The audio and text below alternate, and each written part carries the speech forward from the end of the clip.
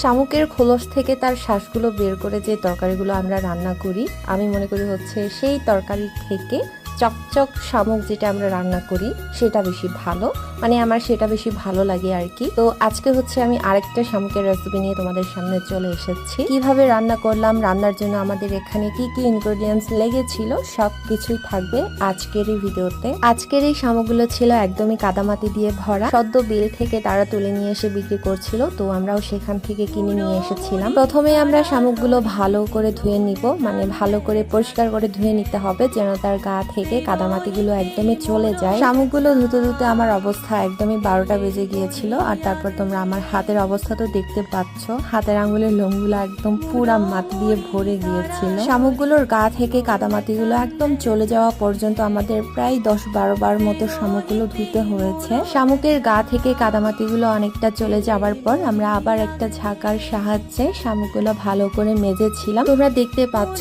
শামুকগুলো কিন্তু একদমই ছকছকে হয়ে গেছে। তো এখন আমরা শামুকের লেজগুলা কেটে নিব। যখন আমরা চকচক শামুক রান্না করি তখন হচ্ছে আমরা এভাবে শামুকের লেজগুলা মাস্ট বি কেটে ফেলি। তো আমি তোমাদের এখানে একটা কথা বলে রাখি, সেটা হচ্ছে শামুকের লেজ না কাটলে হচ্ছে শামুকগুলো শুষে খাওয়া যাবে না। শামুকের লেজগুলা কাটা হয়ে গেলে আমরা আবারও শামুকগুলো লবণ দিয়ে পানিতে ভিজিয়ে রাখবো। তারপর আমি চলে গেলাম সাবারাং পাতা আনার জন্য। তোমরা দেখতে পাচ্ছ গাছগুলোতে কিন্তু অলরেডি কাঠি বেরিয়েছে। তো আমার আবার সাবারাং গাছের কাঠি খেতে খুবই ভালো লাগে। আমার মতো কার কার সাবারাং গাছের কাঠি পছন্দ অবশ্যই কমেন্ট করে জানাবে। আর এদিকে শামুকগুলাও একদম ছকছকে হয়ে গেছে। তো রান্নার জন্য চুলায় হাঁড়ি বসিয়ে দিব, সেখানে দিয়ে দিব তেল, তারপর মশলাগুলো আমরা কষিয়ে নিব। দিয়ে দিব পেঁয়াজ কুচি, আদা রসুন বাটা, লবণ, হলুদ পরিমাণ মতো, কাঁচা মরিচ বাটা, জিরা বাটা। তো যখন আমরা বিলের শামুক রান্না করব, মানে আজকে যে শামুকগুলো আমরা রান্না করছি আর কি, তখন হচ্ছে আমরা এভাবে মশলাগুলো দিয়ে থাকি, কারণ এই শামুকগুলোর একটা ফ্লেভার আছে যেটা অনেকটা মাছের যে ফ্লেভারটা থাকে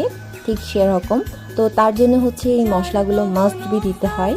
আর যখন আমরা ছড়া শামুক রান্না করি তখন আমরা মশলা ছাড়া শুধুমাত্র সিদল দিয়ে রান্না করি, কারণ ছড়ার শামুকগুলোতে সেই মাছের ফ্লেভারটা থাকে না, যার জন্য মশলাও দিতে হয় না। তারপরে এই বিলের শামুকগুলোর চাইতে ছড়ার শামুকগুলো শতগুণে টেস্টি, শতগুণে ভালো, যার জন্য সেই ছড়ার শামুকের দামও অনেক বেশি। তো প্রথমে আমরা মশলাটা ভালো করে কষিয়ে নিব। তারপর মশলাটা কষানো হয়ে গেলে আমরা এখানে দিয়ে দিব শামুকগুলো। তারপর আবার মশলার সাথে শামুকগুলো ভালো করে কষানোর পর অনেকক্ষণ রান্না করার পর আমরা এখানে অ্যাড করে নিচ্ছি সিদলের পানি। তো যতবারই আমি শামুকের কোনো না কোনো ভিডিও আমার পেজে আপলোড করেছি ততবারই অনেকেই অনেক রকম ভাবে কমেন্ট করেছে, যার মধ্যে আমার যেটা বেশি চোখে পড়ে সেটা হচ্ছে শামুকগুলো নাকি হাঁসের খাবার, এগুলো মানুষে খায় না। তো এই কমেন্টগুলো দেখার পর আমার জাস্ট হাসি পায়, আর কিছু বলার মুড থাকে না। তোমরা একটু গুগলে সার্চ করে দেখো বা একটু পড়াশোনা করে দেখো, ফেসবুক যেহেতু ইউজ করো একটু ফেসবুকে ঘাটাঘাটি করে দেখো বাইরের দেশগুলোতে এই শামুকগুলো খায় কিনা। তারপরে এই শামুকের মধ্যে কি কি গুণাবলী রয়েছে